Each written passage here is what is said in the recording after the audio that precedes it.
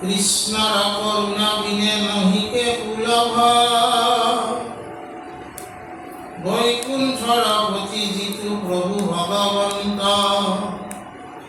তাহাঙ্ক পাইবাৰ পন্থ যতে কম মন্ত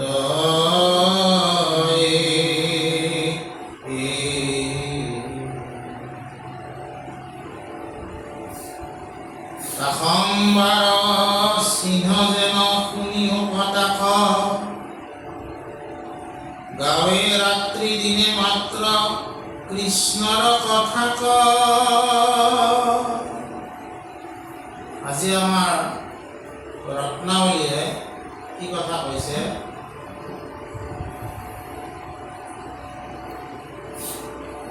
যে ভকতক সেৱা কৰা কথা কৈছে। আমাৰ যেতিয়া গুৰুসকলে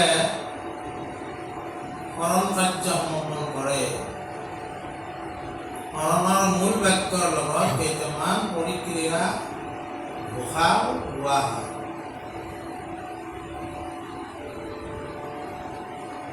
এই ঘোষাকেইটাৰ মহাপুৰুষৰ চিন জানি মহাসতী পৰিজুতি কৰন্ত বিস্ময় হৈ আঁকি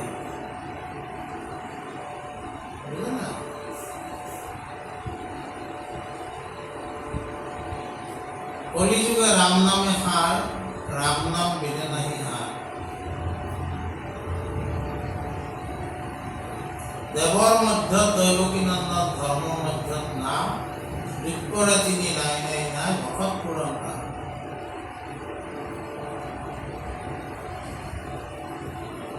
দেৱতো তীৰ্থটোকে ভকতেকে বৰ ভকতক বুজিলে গুচে কৰ্মজৰ এই যিটো লাষ্ট পৰিক্ৰিয়া ঘোষা ইয়াত ক'লে দেৱতো তীৰ্থটোকে ভকতেকে বৰ ভকতক বুজিলে গুচে কৰ্মজৰ। ইয়াৰ আগতো আমি পাইছোঁ যে কি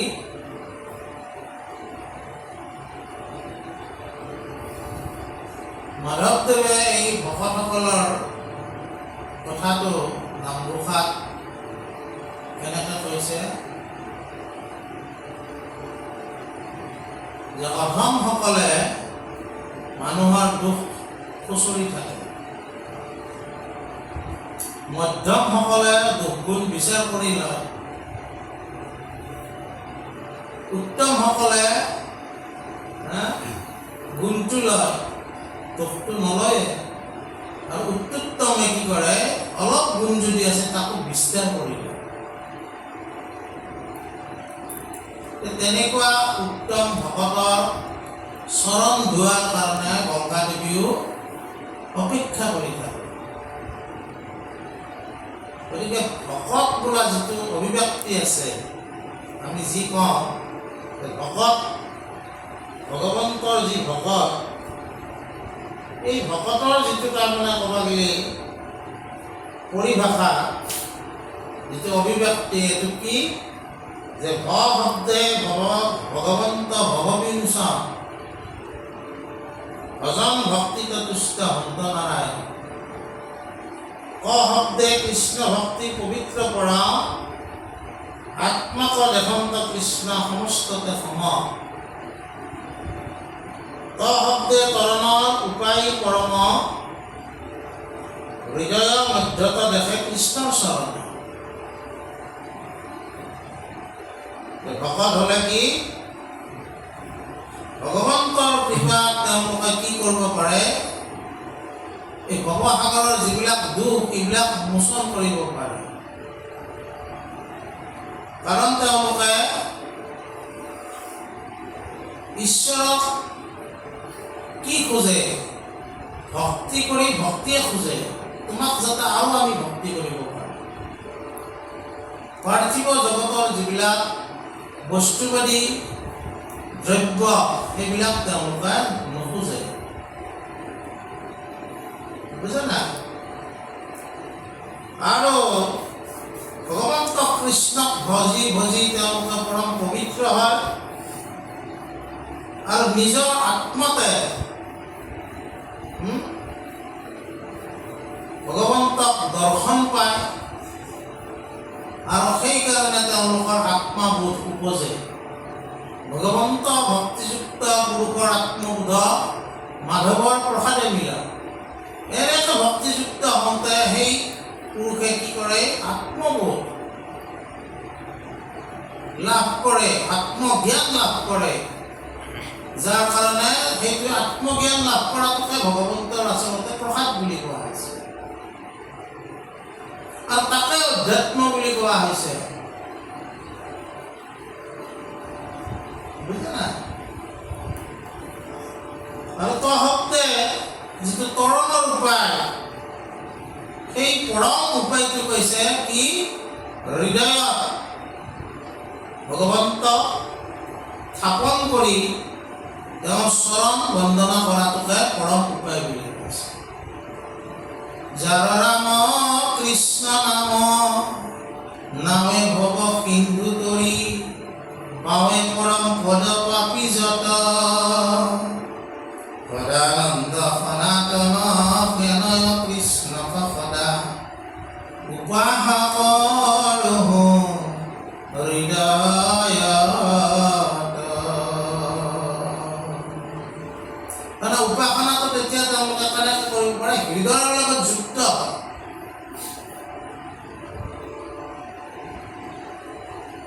বুজা নাই? আৰু সেইকাৰণে আজিৰ আমাৰ ৰত্নাৱলীত এই ভকত সেৱাৰ কথাটো কোৱা হৈছে।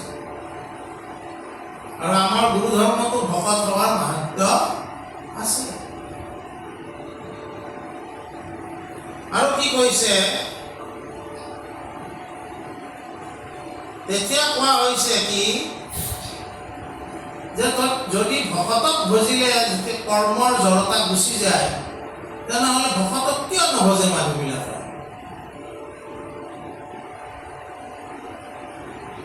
আমি সকলোৱে কাক ভজিব খোজো? ভগৱন্ত। কিন্তু আমাৰ ৰত্নাৱলীয়ে কি কৈছে বা আমাৰ অন্যান্য শাস্ত্ৰসমূহে কি কৈছে যে আমি ভকতকো ভজিব লাগে। কিহৰ কাৰণে? ভগৱন্ত নিজেই নিৰ্দেশনা দিছে বোলে কৃষ্ণক পাইবাৰ ভকতেহে পন্থ এহি কথা কহয় গীতা ভাগৱত গ্ৰন্থ। কৃষ্ণ পোৱাৰ নিমিত্তে আমি ভকতক ভজনা কৰিবই লাগিব। কাৰণ ভগৱন্ত আৰু ভকত কি? ইটো সিটো পৰিপূৰক। আৰু সেইকাৰণে ভগৱন্তই নিজে ঘোষণা কৰিছে ভকতেকে হৃদি মোৰ জানিবা নিশ্চয় ভকত জনৰজনা আমি সেই হৃদয়।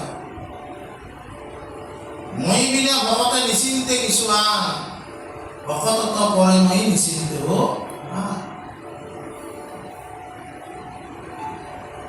ভক্তি ধৰ্ম ভগৱন্ত আৰু ভকত ইটো মুদ্ৰাৰ ইপিঠি বিপিঠি। বুজা নাই? এই ভকতক ভজনা কৰাৰ কথা ৰত্নাৱলীয়ে আমাক কৈছে। আৰু মহাপুৰুষ মাধৱদেৱ গুৰুজনেও নামঘোষাৰ আৰম্ভণিতে কাক বন্দনা কৰিছে? মুক্তিত নিঃস্পৃহজিতু এহি ভকত নমো ৰসময়ী মাগুহু ভকতি সমস্ত মস্তকমণি নিজ ভকতৰ বশ্য ভজোহেন দেৱ যদুপতি। এই ভকতক ভজনা কৰিছে যিজন মুক্তিত নিষ্প্ৰিয়, তেনেকুৱা ভকতে কি কৰিব পাৰে? ঈশ্বৰকো বশ্য কৰিব পাৰে। ঈশ্বৰ তেনেকুৱা ভকতৰে বশ্যতা স্বীকাৰ কৰে। তেওঁলোকে য'তে মতে ঈশ্বৰক ততে যাব লগা হয়। তেওঁলোকে য'তে কীৰ্তন কৰে ততে ঈশ্বৰ যাব লগা হয়। একান্ত ভকত হবে নিৰ্গুণ কৃষ্ণৰ গুণ গাৱে সদা বকিয়া যথাত বৈকুণ্ঠ পৰিহৰি যোগী হৃদয় এৰি সাক্ষাতে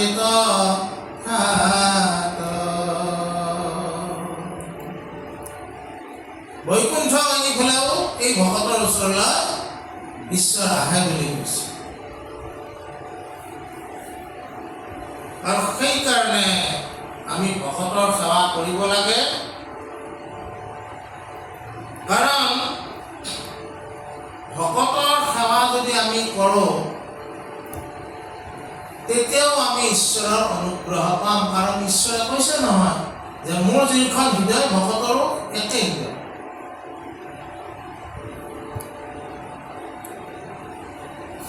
বুজা নাই?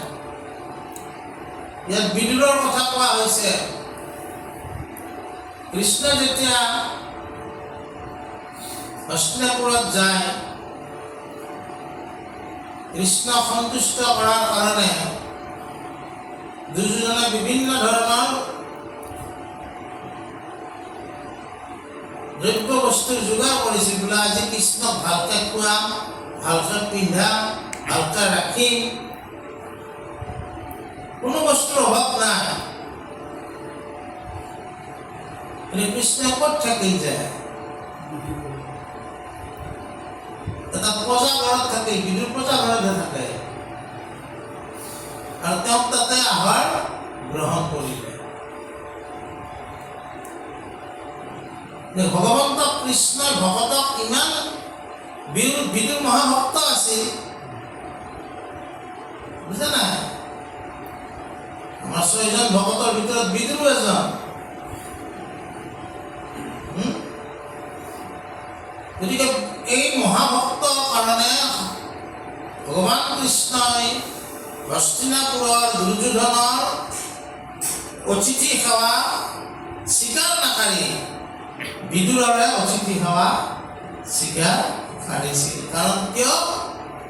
তোমাক বহুত বস্তু দিয়াৰ ওচৰলৈ যাবা, কাৰণ তোমাৰ হৃদয়খন যাৰ লগত একাত্ম হয় তাক তাকে যাবা।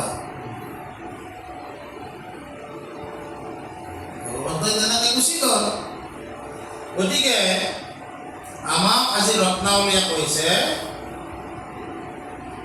যে সেই বৈকুণ্ঠৰ প্ৰতীক ভগৱন্ত কৃষ্ণক যদি পাব বিচাৰিছা, তেতিয়াহ'লে পথটো হ'ব ভকত মাধ্যম। মই এটা কথা সুধিছোঁ, এতিয়া ভকত বুলি ক'লে বৰ্তমান সমাজত বৰ্তমান চিটুৱেশ্যন কাক ধৰিব? যোনে শ্ৰৱণ কীৰ্তন কৰে,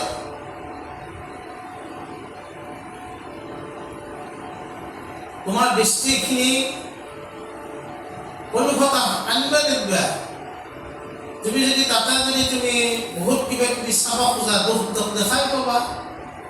কিয় মই ইমান দুখ চাব লাগে? আমি দেখিছোঁ যে নামঘৰত যিসকলে নাম কীৰ্তন কৰি আছে, তেওঁলোকক ভকত বুলি ধৰিব। ভকতৰ চিন কি? ইয়াতে কৈছে, কাষম্বাৰ চিহ্ন শুনিও তাক গাঁৱে ৰাত্ৰি দিনে মাত্ৰ কৃষ্ণৰ কথা কয়। যদি তেওঁলোকে কৃষ্ণ কীৰ্তন কৰি আছে, কৃষ্ণ কথা শুনি আছে, কৃষ্ণ কথা স্মৰণ কৰি আছে, তেওঁলোককে তোমাৰ দৃষ্টিত ভকত বুলি ধৰিব লাগে।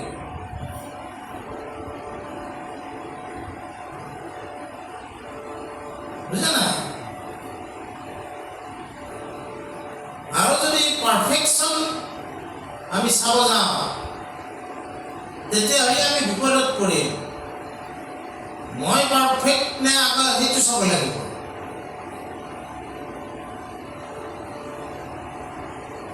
Are you perfect? সেইটো প্ৰথম চাব লাগিব না। তুমি বেলেগৰ কোনোবা পাৰফেক্ট আছে কি নাই সেইটো চোৱাৰ আগত তুমি পাৰফেক্ট হয় নে নহয় সেইটো চাব লাগিব। সেইটো চাব পাৰিম জানো? আমিতো বিভিন্ন দুখত দুখী হৈ আছো।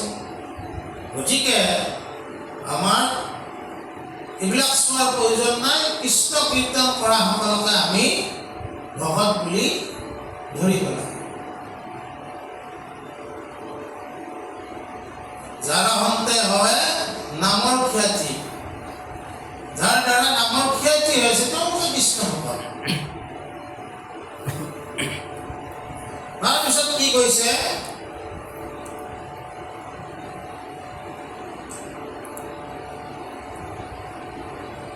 এৰাম কত মহন্তক সেৱা কৰিবাৰ ফল কৃষ্ণ কথা শুনন্তে চিত্তৰ গুছে মল দেবেকে হৈবে কৰতি কৃষ্ণ চৰণত মুখ্যটোৱে অধিক সুখ লভয় পশু এৰা দেবেকে হৈবে কৰতি কৃষ্ণ চৰণত মহাপ্ৰেমোৎসৱ আকি মিলয় মনত মুখ্যটোৱে অধিক সুখ লভয় পশুৰ অপ্ৰয়াসে সংসাৰৰ দুখ যায় দূৰ বুলি বাহা যাৰা সবে কুশলক চাই অহন্তৰ সংগ যেন এৰে সমুদায়।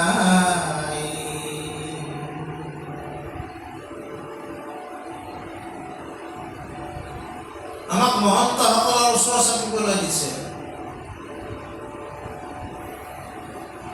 কিয়?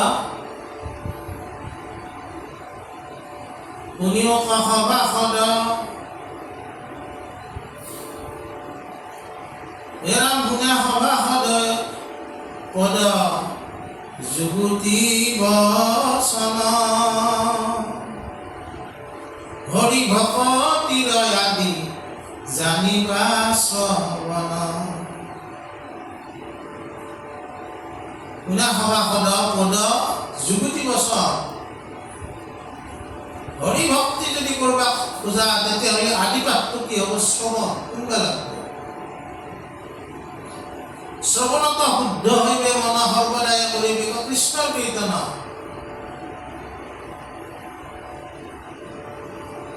এৰাম মহন্তৰ মুখে কথা শুনা প্ৰথমত দেবেকে পুৰুষে পাই ভকতিৰ তত্ত্ব মহন্তৰ মুখত যি ভগৱন্তৰ কথা ওলায় সেই কথা আমাক শুনিবলৈ কৈছে। কথা শুনিলে ঠেকিছে মনৰ সংশয় কৃষ্ণৰ সেৱাত ৰতি দেবেকে বাৰয়। এই কথা মহন্তৰ পৰা শুনোতে শুনোতে তোমাৰ সংশয়বিলাক নোহোৱা হৈ যাব। শুককো মহন্ত বুলি কোৱা হৈছে কাৰণ পৰীক্ষিতে এই মহন্তৰ পৰা শুনিছে।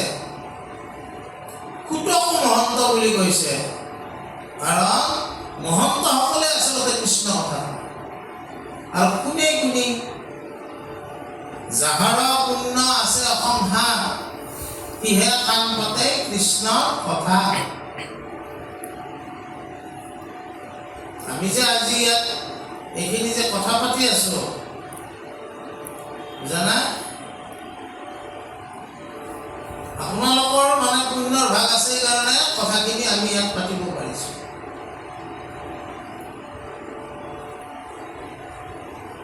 জানি হৰি কথা শুনা মহন্তৰ মুখে বোলা ৰামৰ মতেবে ধৰিবা সুখে।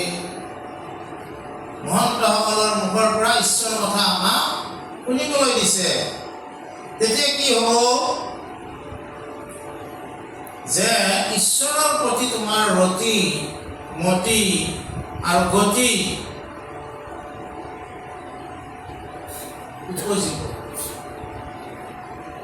আৰু মনত দুৰ্ভাৱনাবিলাক আঁতৰ হ'ব। মনটো তুমি প্ৰেমেৰে ভৰি যাব। প্ৰেমৰ উৎসৱ হ'ব তোমাৰ মনত, প্ৰেম উৎসৱ বুজা না। সেইকাৰণে নাগাৰা নামবিলাকত আমাৰ নামনি অসমত কি কয়? প্ৰেমানন্দে বল হৰি বল প্ৰেমানন্দে। প্ৰেম আৰু আনন্দত ঈশ্বৰৰ নাম ল'ব পাৰিবা। নাগাৰা নামতো যে প্ৰেমানন্দে হৰি বল দে এনে নকয় যে যি হৰি নাম লৈছে সেই প্ৰেম আৰু আনন্দত লোৱা। প্ৰেমানন্দে বল হৰি বল কেনেকৈ হ'ব? এই প্ৰেম আৰু আনন্দ এতিয়া আহিব যেতিয়া মহন্তৰ লগ লাগিব। কৃষ্ণ কথাৰ প্ৰেমে তোমাক আপ্লুত কৰিব। সংশয়বিলাক দূৰ হ'ব। পন্থতে যে তুমি সকলো লাভ কৰিবা, সেই যিটো দৃঢ়তা মহন্তই তোমাক আনি দিব। যেনেকে সুকে পৰীক্ষিতক আনি দিছে। পৰীক্ষিতেতো মাজে মাজে প্ৰশ্ন কৰেতো, যেতিয়া পৰীক্ষিতক ঘটনাও ক'ব লগা হৈছিল যে তুমি 7 দিন জীয়াই আছা, খটাংগৰ আনে মাত্ৰ 2 দণ্ড আছিল। সেই সময়তে তেওঁ ঈশ্বৰৰ নাম একান্তভাৱে লয় মুকুতিৰ পথ বাছিল। তুমি কি চিন্তা কৰিছা? উদাহৰণ কিয় দিব লগা হৈছিল? সংশয় ভাঙিবৰ কাৰণে। আৰু সংশয় ভাঙিব কোনে পাৰিছিল? কুকৰ দৰে এজন মহন্ত। সেইকাৰণে মহন্তক আমাৰ সংগ ল'ব দিছে। আৰু মহন্তৰ সংগ যেতিয়া তুমি ল'বা, তেতিয়া কি হ'ব? তুমি কৃষ্ণ যিটো কৃষ্ণ শব্দটোৰ যিটো অন্যয়, তাৰ কিষহেন শব্দ এইটো পৃথিৱী বাচক ভাইলা ন আনন্দত প্ৰৱৰ্তয়। নামঘোষাত ভাঙনি কৰিছে, তাক নামঘোষাত এইবিলাক লিখিছে কৃষ্ণ শব্দটো। যি আনন্দ, এই আনন্দ কৃষ্ণ নামৰ যিটো আনন্দ, এই আনন্দটো মহন্তৰ লাভ দিলে তুমি পাব পৰাৰ সম্ভাৱনা থাকে। আৰু তেতিয়া তোমাৰ কি হ'ব? হৰিনাম ৰসে বৈকুণ্ঠ প্ৰকাশে প্ৰেময় অমৃত নদী শ্ৰীমন্ত শংকৰে পাৰভাঙি দিলা ৰহে মাদক ভেদি গোবিন্দৰ প্ৰেম অমৃতৰ নদী বহে বৈকুণ্ঠৰ পৰা। 4 পুৰুষাৰ্থ তাহাৰ নিজৰা হৰিনামে মূল ধাৰা। 4 পুৰুষাৰ্থ ধৰ্ম অৰ্থ কাম মোক্ষ, এই মহাপুৰুষাৰ্থৰ 4টা নিজৰাহে। বুজা নাই? এনে এইবিলাক লাভ কৰিবা। ইয়াত প্ৰেম আৰু আনন্দ তোমাৰ হৃদয়ত স্থাপন হ'ব। বুজি পাইছা না? তাৰপিছত কি কৈছে? আৰু যেতিয়া প্ৰেম আৰু আনন্দ হৃদয়ত তোমাৰ স্থাপন হ'ব, তেতিয়া কি দূৰ হ'ব? সংসাৰৰ যিমান ভৱসাগৰৰ যিমান দুখ, এই দুখবিলাক আঁতৰ হ'ব। কিন্তু এটা সাৱধান আমাক ৰত্নাৱলীয়ে থাকিব দিছিলে, অসন্তৰ সংগত আমাক যাবা হাত দিছিল। কিয়? যদি তোমাৰ নিজৰ কল্যাণ বা কুশল চোৱা, তেতিয়াহ'লে সন্তৰ সংগত সুবাসনা সুখে পুৰুষক পাৱা যায়। অন্তৰংগত লগ লাগিলে কি হ'ব? কুবাসনা হ'ব। আৰু কুবাসনাই তোমাক কি কৰিব? সুখানুভূতি দিব। আৰু দুষ্ট সংগত দুৰ্বাসনাই তোমাক কি দিব? দুখানুভূতি।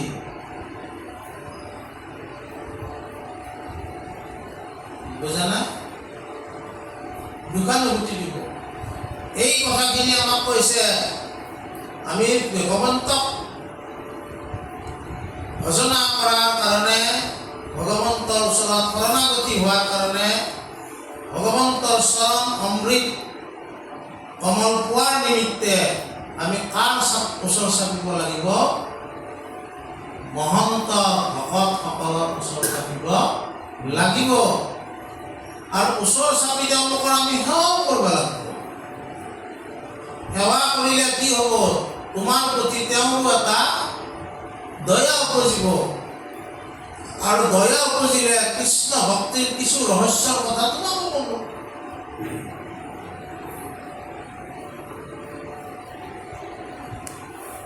তাৰমানে কথাটো হ'ল কি, দৰাচলতে তাৰমানে আমাৰ যিটো পন্থ আছে, মহাপুৰুষীয়া পন্থ, শংকৰদেৱে এশাৰৰ নাম হৰিনাম ধৰ্ম, ইয়াত তাৰমানে সেৱাটোকো বিৰাট গুৰুত্ব দিয়া হৈছে। কাৰ সেৱা? ভকতৰ সেৱা, জীৱ সেৱা, মনুষ্যৰ সেৱা, এই সেৱাবিলাককো গুৰুত্ব দিছে। বিশেষত মনুষ্য গণত যিটো নৰে, বিষ্ণু বুদ্ধি ভাৱে সৰ্বদাই মান্য কৰে। সমস্ত প্ৰাণীক দেখিবেক আত্মসম, উপায় মধ্যত এইটো অতি মুখ্যতম। কৃষ্ণক ভক্তি কৰাৰ উপায় কি? মনুষ্যৰ সেৱা। কৃষ্ণক ভক্তি কৰাৰ উপায় কি? প্ৰাণীৰ সেৱা। কৃষ্ণক ভক্তি কৰাৰ উপায় কি? ভকত সেৱা। বুজি পাইছে না নাই? তাৰপিছত কি কৈছে? এইটো কৈছে 9টা বাজে না? হে ৰাম হেৰি মতে সন্ত সংগু লাগতে জিতে, নকৰি সংশয় শুনা স্থিৰ কৰি চিত্তে, কৰয় অপসংগ যিটো মহন্ত খবৰ, পাইলা মুকুতিৰ সিটো মেলান দুৱাৰ, অসাধুৰ সংগৰ সুদীৰ পাশজৰি, বান্ধয় জীৱকয়তি জৰ পুৰা কৰি, এতে কেতিয়া নিগমে কৰিয়া বিচাৰ, এৰিয়া দুসংগ সাধু সংগ কৰে সাৰ, প্ৰসংগত মহন্তৰ দেখায়া লক্ষণ, এই অৰ্থে কহো শুনা কপিল বচন, এৰাম কপিল বদতি দেৱভতি কুনিয়োক, আমাক একান্ত চিত্তে ভজে যিটো লোক, তাহাৰ খবৰ কৰো লক্ষণ বিদিত, ৰবাৰ সুহিদ মহা কাৰুণিক চিত্ত, ক্ষমাশীল শান্ত সাধুক সুশীল ভূষণ, তাসম্বাৰ শত্ৰু কৈতো নাহি উত্তপন, নিষ্কামে ভকতি মুখ কৰন্ত একান্তে, মুখতি যি নৱজন্ত আনক পানন্তে। তাৰমানে কি? ইয়াতে কৈছে যে সেই ভকতৰ সংগলৈ তুমি যদি যোৱা, তোমাৰ মুকুতিৰ দুৱাৰ খোলা থাকিব।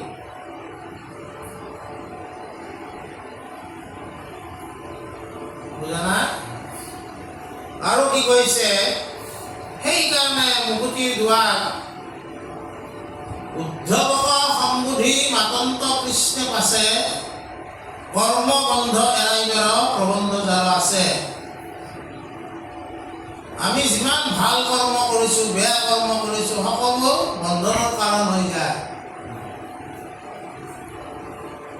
এই কৰ্মৰ বন্ধনৰ পৰা মুক্ত হোৱাৰ উপায় হ'ল, ভগৱন্তই নিজে কৈছে উদ্ধৱক সম্বোধি মাতন্ত কৃষ্ণে পাছে, কৰ্মবন্ধ এৰাইবে প্ৰবন্ধ যাৰা আছে, বিষ্ণু ভকতৰ সংগ লৈব প্ৰথমত, গুৰু মানি শুশ্ৰূষা কৰিব ভাল মই।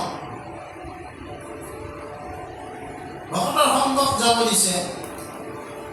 ইপাৰ সাগৰ দৈৱকী নন্দন, কৰিও মনৰ কাম।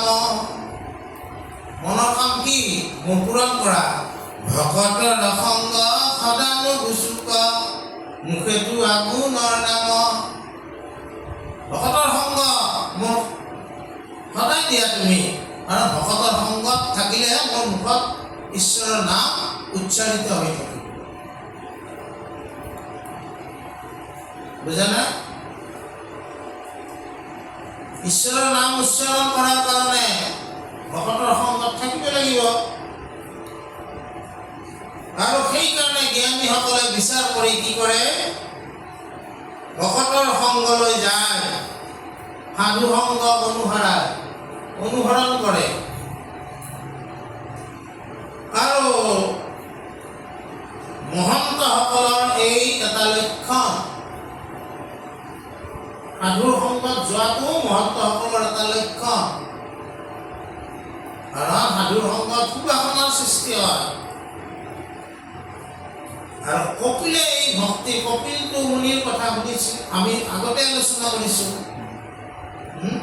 দেৱহূতি কৰ্দম ঋষিৰ ল'ৰা, দেৱহূতিৰ পুত্ৰ কপিলে নিজৰ মাককে কি কৰিছিল? ভক্তিৰ কথা কৈছিল।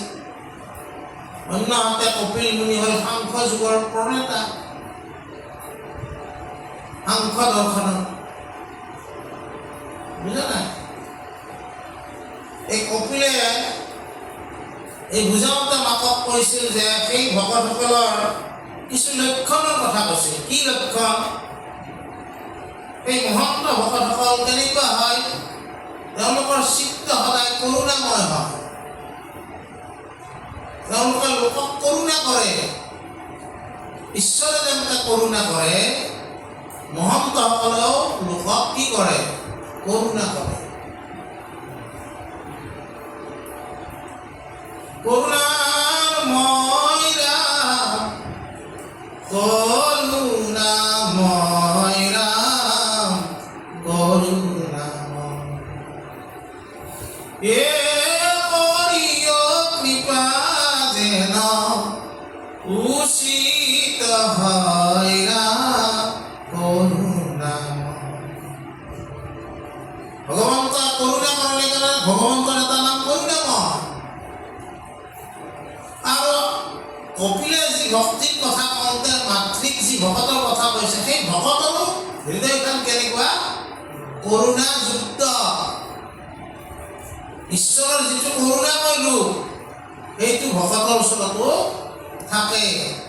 চিত্ত তেওঁৰ কৰোণাময়। আৰু সেইকাৰণে সেই উত্তম ভকত বা মহন্ত ভকতে সকলোকে কি কৰিব পাৰে? কৃপা কৰিব পাৰে। কৃপা কৰাৰ কাৰণে কি গুণ লাগিব? তুমি কৰোণা কৰিব পাৰা গুণ লাগিব, তেতিয়াহে কৃপা কৰিব পাৰিবা। কপট গুণেদি কৰিব কৃপা কৰিব পাৰিবা। আৰু কি কৈছে? তেওঁলোক ক্ষমাশীল হয়, শান্ত হয়, অনেষ্ট হয়, সাধু হয়, সুশীল হয়। আৰু কি হয়? তেওঁলোকক দেখিলে ভূষণযুক্ত যেন লাগে।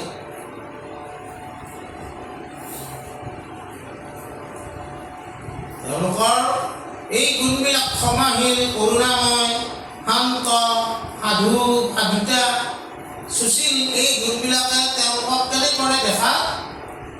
দেখোঁতেই তেওঁলোকক ভক্তি লাগে।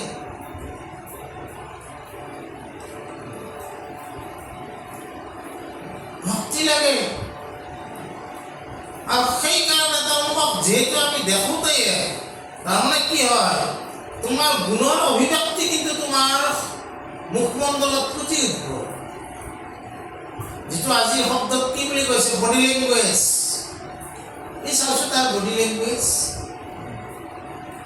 আমাৰ মুখখনে বহুত কথা কয়। যেতিয়া এটা মানুহ কৰোণাময় হ'ব, ক্ষমাশীল হ'ব, সাধু হ'ব, সুশীল হ'ব, তেওঁৰ মুখত সেই গুণবিলাক কি হ'ব? এইবিলাক গুণ প্ৰতিফলন হ'ব, যাৰ কাৰণে তেওঁক দেখি সকলোৱে নমস্কাৰ কৰিব।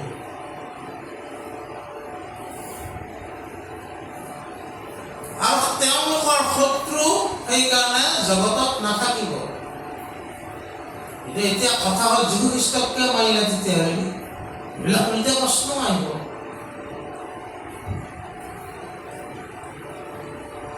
শংকৰদেৱক অৰ্পে তৰ্পে কিয় কৰিব লগা হ'ল নহয়?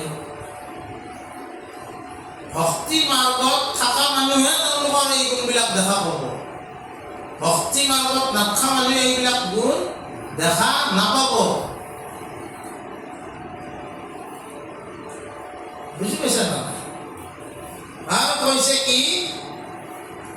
সেই ভকত, সেই যিজন ভকতৰ কথা কপিলে মাকক কৈ আছে, সেইজন ভকত কি হ'ব? নিষ্কাম ভকত। তেওঁ কোনো তেওঁ মাধৱদেৱে যিটো প্ৰাৰ্থনা কৰিছে, মায়াৰ ৰচনা আশা নদী মাজে মজিয়া নপাওঁ পাৰ, ৰে মাধৱ মুকুন্দ মুৰাৰী কি গতি হয় বহামাৰ। সেই ভকতসকলক এই মায়াৰ ৰচনাই তেওঁলোকক, আশা নদীয়ে তেওঁলোকক পাব নোৱাৰে। নিষ্কাম ভাৱনাৰে তেওঁলোকে কি কৰিব? একমাত্ৰ ঈশ্বৰকে ভজনা কৰিব। ঈশ্বৰক ভজনা কৰিব আৰু বাকী কাকো ভজনা নকৰে। কাৰণ তেওঁক একো দৰকাৰ নাই, তেওঁক কেৱল ভক্তি কৰাৰ কাৰণে ঈশ্বৰে কৃপা কৰিব লাগে, সেইকাৰণে ঈশ্বৰকে ভজনা কৰে।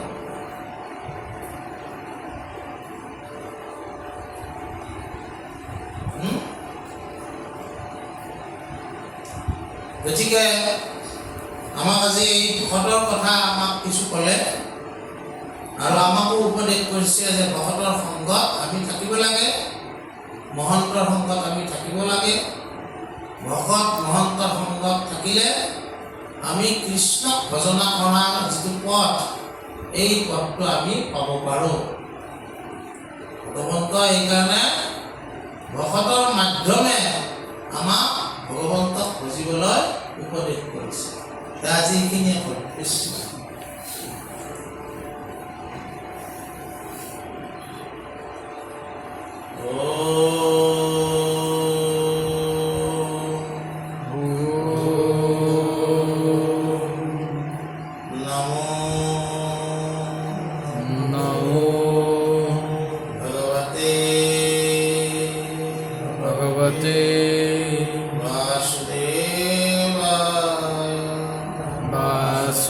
वासुदेवाय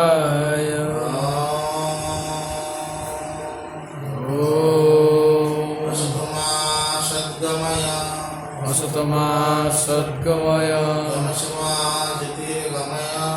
तमसुमा ज्योतिर्गमय मृत्युर्मा अमृतं गमय।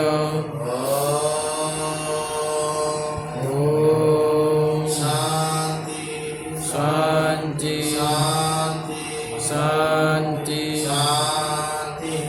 शांति शांति।